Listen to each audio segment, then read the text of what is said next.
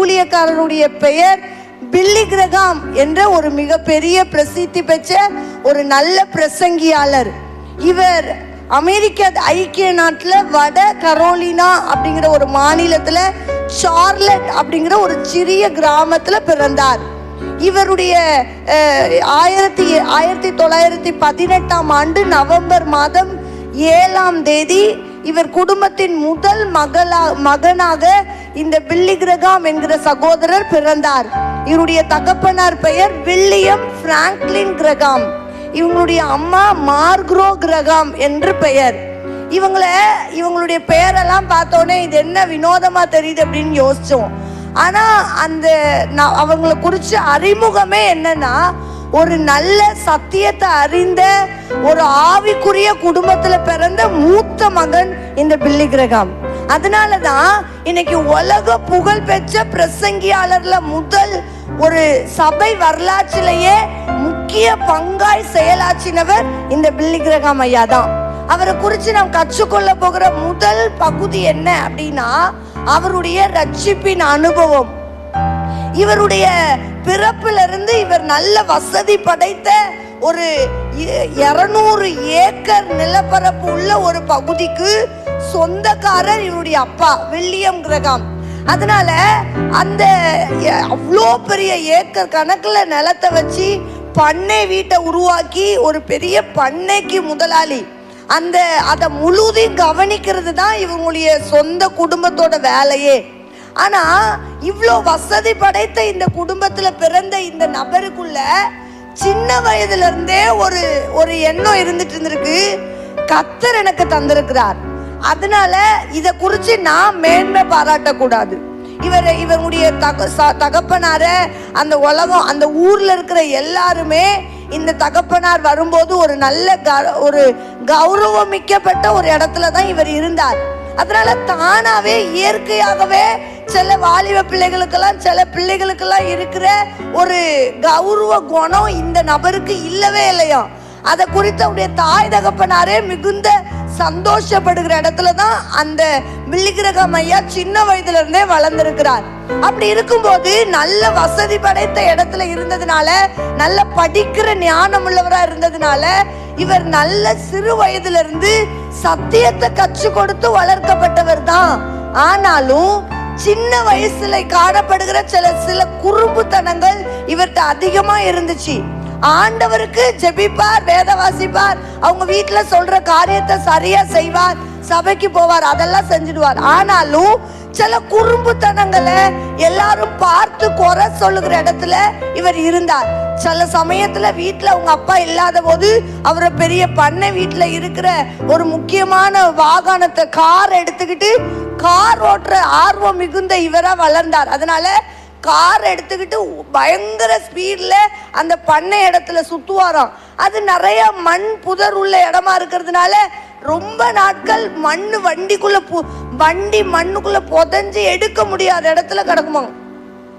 எல்லாருக்கும் தெரியாம இவர் தூக்கிட்டு போய் நல்லா ஜாலியா இருக்கணும்னு கிளம்பி போனாலும் இவர் போயிட்டு அந்த செயல்னால வண்டி மண்ணுக்குள்ள புதைஞ்சிடுறதுனால அவரால் தனி முயற்சியால எடுக்க முடியல, எடுத்து அந்த வண்டியை கொண்டுட்டு வர முடியல. 13 வயசுல இருக்கும் போதே இப்படி வண்டியை கொண்டு போய் நிறைய தடவை அவங்க அப்பா கிட்ட மாட்டி அடி வாங்கியிருக்கிறார். அவங்க அப்பா பயங்கரமா அடிச்சு, ஏன்னா அதை ஒரு பெரிய குதிரை வண்டி மூலமா தான் அந்த காரை இழுக்க முடியுமா, அந்த அளவுக்கு புதஞ்சிருமா. அவ்வளோ பெரிய காரியத்தை செய்யறதுக்கு இவரால் தனியா முடியாம அப்பா கிட்ட மாட்டிக்கிட்டு நிறைய தடவை அடி வாங்கி இருக்கிறார். இப்படியெல்லாம் சின்ன சின்ன குறும்புத்தனங்கள் இவர்கிட்ட இருந்திருக்கு. அப்போ இவரோட சகோதரி ஒருத்தங்க கரோலின் அப்படின்னு ஒரு சகோதரி, அவங்களும் இந்த பில்லி கிரகாம்களோட சேர்ந்து தான் ஸ்கூலுக்கு போவாங்க, படிப்பாங்க. ஆனா ஸ்கூலுக்கு போகிற பாதையில வாலிப பிள்ளைகளுக்கே இருக்கிற குறும்புத்தனத்துல இவர் ரொம்ப முன்னோடியா அவங்களோட ஒரு 10 ஃப்ரெண்ட்ஸை கூட்டிக்கிட்டு எல்லாருக்கும் முன்னாடி நின்றுட்டு குறும்புத்தனமா ரோட்ல போற எல்லா பிள்ளைகளையும் கிண்டல் பண்ணிக்கிட்டு இருப்பாராம். இது இவங்களுடைய சகோதரியை ரொம்ப பாதிச்சிருக்கு. எல்லாரும் வந்து கம்ப்ளைண்ட் பண்ணிருக்கிறாங்க, என்ன உங்க அண்ணன் இப்படி எல்லாம் பேசுறாரு, இது தப்பு இல்ல அப்படின்னு சொல்லி. அவங்க அம்மா அப்பா இதெல்லாம் சொல்லி கொடுக்க மாட்டாங்களா, இப்படி எல்லாம் வந்து சொல்லுவாங்களாம். அப்படி சொன்னோடனே அவங்க தங்கச்சி வீட்டுல வந்து சண்டை போடுவாங்க. நீ செய்யற செயல்னால அம்மா அப்பாவுக்கு கெட்ட பேர் வருது, ஏன் இப்படி பண்ற அப்படின்னு சொல்லி கோவப்படுவாங்களாம். ஆனாலும் வாலிப வயதுல இருக்கிறதான அந்த குறும்புத்தனத்தை இவரால கண்ட்ரோல் பண்ணவே முடியல. இப்படிப்பட்ட சூழ்நிலையில வாழ்ந்துட்டு இருந்த இந்த பில்லி கிரகாம் 14 வயதா இருக்கும்போது அவங்களுடைய தாயார் சின்னதுல இருந்தே இவர்கிட்ட காணப்படுகிற இந்த காரியத்தை எல்லாம் பார்த்து, அதாவது சிலருக்கு உதவி செய்வார், சில தாழ்மை உள்ள உணர்வோடு இவர் இருக்கிறார் அப்படிங்கறதெல்லாம் பார்த்ததுனால இவர் ஊழியக்காரன் ஆகணும்னு அவங்க அம்மாவுடைய விருப்பம். இவர் நல்ல ஒரு பிரசங்கியாளரா, ஆண்டவரை சொல்லுகிறவரா இவர் மாறணும்னு இவங்களை குறித்து அவங்க அம்மாவுடைய பெரிய திட்டம் இருந்தாலும், ஆசை இருந்தாலும், இன்னைக்கு இருக்கிற சூழ்நிலையில பில்லி கிரகாமுடைய செயல்கள் எல்லாம் அநேகரை காயப்படுத்துறதா இருக்கிறதுனால, நிறைய கம்ப்ளைண்ட் இவர்கிட்ட வர்றதுனால இவங்க அம்மா அவங்களுக்காக பில்லி கிரகாம ஊழியத்துக்காக அர்ப்பணிக்க பண்ணுங்க ஆண்டவரே அப்படின்னு சொல்லி 30 நாட்கள் உபவாசம் இருந்து, அவங்க உபவாசம் இருக்கிறது வீட்டுல இருக்கிற யாருக்கும் தெரியாதான். அப்படி உபவாசம் இருந்து அவங்களுடைய பிள்ளைகளுக்காக 30 நாட்கள் ஜெபித்திருக்கிறார். அதுலயும் விசேஷமா பில்லி கிரகாமுக்காக பேரை சொல்லி இவனை ஊழியத்துக்காக கர்த்தர் அழைத்து, ஊழிய பாரத்தை இந்த வயசுல அவனுக்கு கொடுங்க ஆண்டவரே அப்படின்னு இந்த தாயாருடைய ஜெபம் ஒரு நாள் அவரை மாத்திடுச்சு. எப்படி மாறுச்சு அப்படின்னு சொன்னா, இவர் 14 வயதுல இருக்கும்போது அவருடைய சுத்து வட்டாரத்துல ஒரு கிராமத்துல பயங்கரமா ஒரு பெரிய சுவிசேஷ கூட்டம் 16 நாட்கள் நடத்தப்பட்டுச்சான். மொர்தெகாய் அப்படின்னு ஒரு பிரசங்கியார் அந்த 16 நாட்கள் பிரசங்கத்தை கூட்டத்துல இவர் தான் பேச போகிறார். மொர்தெகாய் அப்படின்னு சொல்ற ஒரு ஊழியக்காரர். இந்த கூட்டத்தை குறித்து அவங்க சுத்து வட்டாரத்துல எல்லா ஊர்லயும் அதோடைய விளம்பரங்கள் வந்துச்சு. இவங்க குடும்பமும் அதுக்கு போக ஆர்வப்பட்டாங்க. நம்மகிட்ட வாகனம் இருக்கு, நம்ம போவோம் அப்படின்னு சொல்லி விரும்பினாங்க. ஆனா இந்த அவங்க அப்பா கொஞ்சம் உடம்பு சரியில்லாம இருந்ததுனால, அவரால் ஓட்ட முடியாத சூழ்நிலையில இருந்ததுனால, இவன் தான் வண்டியை ஓட்டி கூட்டிட்டு போகணும் அப்படிங்கிற நிர்பந்தம் இருக்கும்போது கூட்டத்துக்கு போகணுமா, அதெல்லாம் வேணாம், நான் வரல. இவருக்கு கார் ஓட்டுறது அவ்வளோ பிடிக்கும், கார் ஓட்டுற விருப்பம் அவருக்கு ரொம்ப உண்டு. ஆனாலும் கூட்டத்துக்கு போகணுமா, அங்க 3 மணி நேரம் சும்மா உட்கார்ந்துட்டு இருக்கிறதுல கஷ்டம், அதெல்லாம் போக முடியாது, நான் வரல அப்படின்னு சொல்லி 16 நாட்கள் நடக்கிற கூட்டத்துல 10 நாட்கள் ஏமாத்திட்டாரு. அவங்க அம்மா அழுது கேட்பாங்களாம், எப்படியாவது என்ன கூட்டிட்டு போ, எனக்கு ஆசையா இருக்கு, நீ எங்களை விட்டுட்டு நீ எங்க வேணாலும் போய்க்கோ, உன்னை ஆண்டவர், நான் அந்த கூட்டத்துல உட்கார்ந்து ஜெபம் பண்ணும்போது ஆண்டவர் உன்னை தொட்டு கூட்டத்துக்கு எப்படியாவது கூட்டிட்டு வந்துருவார், நான் நம்புறேன், என்னை எப்படியாவது கூட்டிட்டு போன்னு கெஞ்சுவாங்களாம். ஆனா பில்லி கிரகாம் சாதனையா சாதிச்சிட்டாராம். ஒரு நாள் அவங்களுடைய அம்மா ஒரு திட்டம் பண்ணி அவங்களோட ஃப்ரெண்டு ஆல்பர்ட் அப்படின்னு சொல்ற ஒரு ஃப்ரெண்டு கிட்ட எப்படியாவது ஒரு ஏமாத்து பொய் சொல்லியாவது என் பையனை இந்த கூட்டத்துக்கு கூட்டிட்டு வாய அப்படின்னு சொல்லி இவங்க அம்மா ஒரு ஐடியா கொடுத்துருக்குறாங்க. ஒரு 10 பேர் இந்த கூட்டத்துக்கு போகிறதுக்கு நாங்க ரெடியா இருக்கிறோம், இந்த 10 பேரை நீ கூட்டிட்டு போனா வண்டியில கூட்டிட்டு போகும்போது நாங்க எல்லாருமே கொஞ்சம் கொஞ்சம் பணம் கொடுத்து இந்த வண்டிக்கு வாடகை கொடுக்குறோம், அதை உனக்கே கொடுத்துடுறோம் அப்படின்னு சொல்லி ஆல்பர்ட்ங்கிற ஃப்ரெண்டு கிட்ட இவங்க அம்மா ஐடியா கொடுத்து, எல்லாரும் கொடுக்குற கொஞ்சம் கொஞ்சம் காசை கணக்கு பண்ணி, ஓ இவ்வளோ கிடைக்குமா, அப்ப இந்த காசை வச்சு நம்ம இப்படிலாம் செலவு பண்ணலாமே அப்படின்னு அவனுக்கு ஆசையை தூண்டி விடு அப்படின்னு சொல்லி அவங்க அம்மா அவங்க ஃப்ரெண்டு கிட்ட சொல்லி கொடுத்தாங்க. உடனே அது மாதிரியே அவங்க ஃப்ரெண்டு கேட்டு கற்றுக்கொண்டு அது அப்படியே அன்னைக்கு சாயந்தரம் பில்லி கிரகாம் கிட்ட போய், ஐயா இன்னைக்கு நான் உனக்கு ஒரு வேலை கொடுக்க போறேன், ஒரு 40 பேரை கூட்டிட்டு நீ இந்த மாதிரி ஒரு கூட்டத்துக்கு போனேன்னா அவங்க கொடுக்குற சம்பளம் உனக்கு தான், அந்த சம்பளத்தை உனக்கே கொடுத்துடுறேன் அப்படின்னு சொல்லி சொல்றாரு. உடனே இந்த பணத்து மேல ஆர்வத்தை காட்டின உடனே கூட்டம் எப்படி இருந்தா என்ன, பணம் கிடைக்குதுல போவோம் அப்படின்னு சொல்லி வேண்டா வெறுப்பா வண்டி ஓட்டுற ஆர்வம் பெற்ற பில்லி கிரகாம் ஐயா அந்த வண்டி எடுத்துக்கிட்டு இந்த கூட்டத்துக்காக போனார். கூட்டத்துல அவங்க எல்லாரும் கூட்டத்துக்கு கொண்டு போய் வண்டியில விட்டாச்சு, உள்ள போயிட்டாங்க. ஒரு பாட்டு ரோட்டு ஓரத்துல சத்தமே கேட்க கூடாது அப்படின்னு நினைச்சு மறைவா ஒரு இடத்துல போய் நின்னாராம். ஆனா அந்த இடத்துக்குள்ளேயும் அந்த வார்த்தையை கர்த்தர் பிரசங்கிக்க பண்ணிட்டாராம்.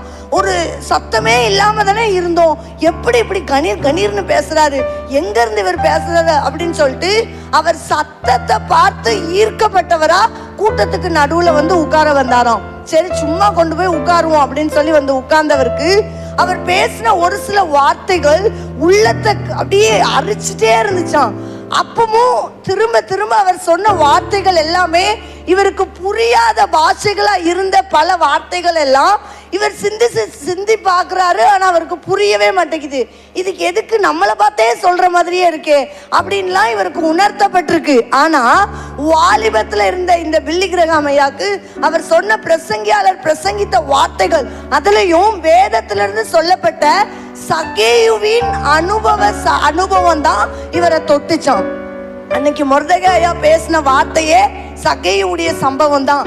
அப்படி அவர் பேசின அந்த பிரசங்கத்தை கேட்டு உடனே இவர் அந்த உள்ளத்தை அந்த வார்த்தையெல்லாம் வாங்கி இருதயத்துக்குள்ள வச்சுட்டு வேண்டாம் வெறுப்பா கேட்டுட்டு வீட்டுக்கு வந்துட்டார். அன்னைக்கு ராத்திரி முழுக்க அந்த மனுஷனை ஆண்டவர் தூங்கவே விடல. சகேயுவை பத்தி திரும்ப திரும்ப அவர் சொன்ன வார்த்தைகளை இவர் உள்ளத்துக்குள்ள பேசி பேசி ஒன்ன நீ ஒப்பு கொடுத்தால் ஒழிய உனக்கு நிம்மதியே இருக்கவே முடியாது அப்படின்னு ஆண்டவர் உணர்த்திட்டே இருக்கிறார். ஆனா இவர் ஈஸியாலாம் விட்டு கொடுக்கல. அதெல்லாம் முடியாது, அவர் சொல்வார் யாரையோ பார்த்து, என்னையெல்லாம் சொல்லல அப்படின்னு தான் நினைச்சிட்டு இருந்தார். மறுநாளும் இதே மாதிரி பணத்தை பத்தி சொல்லி ஆசை காட்டி கூட்டிட்டு போயிடலான்னு நினைச்சு அவர் ஃப்ரெண்டு வந்து இவரை கூப்பிட வந்து பார்த்தா இவர் ஆட்டோமேட்டிக்கா அந்த கூட்டத்தோட நேரத்துக்கு முன்னமே கிளம்பி உட்கார்ந்துருக்கிறார். நான் எனக்கு பணம்லாம் தர வேணாம், அந்த கூட்டத்துல நேத்து கேட்ட கேள்விக்கெல்லாம் இன்னைக்கு எனக்கு பதில் தெரியணும், இல்லைன்னா இன்னைக்கு ராத்திரி நான் தூங்க முடியாது, அதனால இன்னைக்கு எப்படியாவது எனக்கு பதில் தெரியணும் அப்படின்னு நினைச்சு மனசுக்குள்ள நிறைய கேள்விகளை வைத்துக்கொண்டு மறுநாள் அவரே அந்த கூட்டத்துல போய் உட்கார்ந்து இருந்தார். இந்த போதகருடைய குணாதிசயம் ஒண்ணு உண்டா, எல்லா மனுஷனுடைய முகத்துக்கு நேர கை நீட்டி நீதான் நீதான் அப்படின்னு சொல்லி அவர் பிரசங்கிக்கிற வார்த்தைகளை சொல்லும் போது உணர்த்துகிறவராதான் இவர் பிரசங்கம் பண்ணிக்கொண்டே இருப்பாராம். இதை கேட்டுக்கொண்டிருந்தவர் அன்னைக்கும் ரெண்டாவது நாளும் தூரமா ஒரு இடத்துலதான் உட்கார்ந்து இருந்தார். ஆனாலும் இவர் இப்படி குத்தி குத்தி காட்டிக்கிட்டே இருக்கிறாரு. ஒருவேளை இவர் கை நீட்டுற அந்த நபர்கள்லாம் பாவிகளோ, அவங்க முன்னாடி போய் பார்ப்போம் அப்படின்னு சொல்லி அந்த மனுஷங்களோட முகத்தை பார்க்கறதுக்காக முன்னாடி வந்து பார்த்தா ஒரு பெண்மணிக்கு பின்னாடி இவர் நின்றுட்டு இருக்கும் போது கரெக்டா பில்லி கிரகாம் ஐயாவை கை நீட்டி நீ தான் இன்னைக்கு மனம் திரும்ப போற அப்படின்னு சொல்றாராம். அப்போ என்னடா நம்மளை பார்த்து சொல்றாருன்னு அந்த அம்மாவுடைய பின்னாடி மறைஞ்சுக்கிட்டாராம். என்னைய பார்த்து சொல்லல அப்படின்னு மறைஞ்சுக்கிட்டாராம். ஆனாலும் ஆண்டவர் அவரை தொட்டுட்டார் முதல் நாளே. உடனே அவர் உள்ளத்துக்குள்ள பிரசங்கிக்கப்பட்ட வார்த்தைகள் கிரியை செய்ய ரெண்டாவது நாள் இவர் போய் உட்கார்ந்து இந்த இடத்துல ஆண்டவர் பிரசங்கித்த ஆண்டவர் வார்த்தைகளை அவர் சொல்ல சொல்ல சொல்ல சொல்ல இவர் உள்ளத்துக்குள்ள ஒரு பெரிய மன அமைதியை தந்தார். இந்த அமைதி எங்கேயுமே அவருக்கு கிடைக்காதது மாதிரி ஒரு முழு நிறைவா இருந்துச்சு. இதை பார்த்தோன்னே இவரால அந்த கூட்டத்தை விட்டு வெளியே வர மனசே வரல. கடைசி நேரத்துல திடீர்னு எதிர்பார்க்காத நேரத்துல அந்த ஐயா மொர்தெகாய் ஐயா பேசி கொண்டு முடிச்ச உடனே இன்றைக்கு மனம் திரும்பி ஆணுடைய சமூகத்துல உன்னை ஒப்படைக்க நினைக்கிற வாலிபனே முன்னாடி வா அப்படின்னு சொன்னாராம். எல்லாரையும் திரும்பி திரும்பி பாக்குறாராம். அவர் கூட்டத்துக்கு முன்னாடி இவருக்கு முன்னால நிக்கிற யாருமே வாலிப வயசுல உள்ளவங்க கிடையாதாம், எல்லாம் வயதானவர்கள். இவர் மட்டும்தான் வாலிபனா நின்றுட்டு இருக்கிறார். இவர் பாட்டு வாலிபனேன்னு சொல்லிட்டாரு. அப்ப என்னதான் கூப்பிடுறாரோ அப்படின்னு நினைச்சு கண்ணை இறுக்கி மூடிட்டு நான் முன்னாடி போக கூடாது, என்னை எப்படியாவது இந்த இடத்துல நிக்க பண்ணுங்க அப்படின்னு போராடி பார்த்தாராம். அவரை அறியாம நான் பாவிதான் ஆனாலும் என் மேல் அன்பு கூர்ந்தீரே அப்படிங்கிற பாடல்களை அந்த பாடகர் குழு பாடி கொண்டிருக்கும் போது, இந்த போதகர் பிரசங்கித்து எல்லாரையும் அழைப்பு கொடுத்துட்டு இருக்கும் போது, இந்த பாடலின் 2வது வரியிலேயே ஆட்டோமேட்டிக்கா பலிபீடத்துக்கு முன்னாடி இந்த நபர் வந்து நின்னாராம். இவர் அறியாம வந்து நின்றுக்கிறார். இதெல்லாம் பார்த்து யோசி அவர் வந்து கண்ணீரோட ஆண்டவரே நான் இங்க வரவே இல்லை, எனக்கு விருப்பமே இல்லை, ஆனா நீங்க கொண்டு வந்திருக்கிறீங்கன்னு நான் முன்ன வந்து நிக்கிறதுனால உணர்றேன்ப்பா, என்னை எப்படியாவது உங்க கரத்துல எடுத்து பயன்படுத்தும். இதை மாத்திரம்தான் 2வது நாள் கூட்டத்துல அந்த நபர் சொல்லிவிட்டு ஜெபித்து தேவ சமூகத்துல ஒரு மன நிம்மதியை பெற்று கொண்டுட்டு வீட்டுக்கு வந்துட்டார். ஆனா அதுதான் ரட்சிப்புன்னு அவருக்கு தெரியல. காலம் போய்கிட்டே இருந்துச்சு. 14 வயதுல தொட்ட அந்த நபரை இந்த அம்மாவுடைய ஜெபம் 18வது வயதுல தான் ஊழியக்காரனா தெரிந்து கொண்டது. 4 வருஷம் போராடி இருக்கிறார். இல்ல இல்ல, என்னால ஊழியம்லாம் செய்ய முடியாது, நான்லாம் ஊழியம் செஞ்சா நிக்க மாட்டேன், நிலைக்க மாட்டேன் அப்படின்னு பயங்கர காரணங்களை சொல்லி கொண்டு ஆண்டவருடைய அழைப்பு அல்ல தட்டி கொண்டு இன்னைக்கு வாலிப பிள்ளைகள் இருக்கிறாங்க. பாத்தீங்களா, உங்க பிள்ளைகளுடைய சில செயல்கள் உங்களை எவ்வளவா காயப்படுத்துதுல.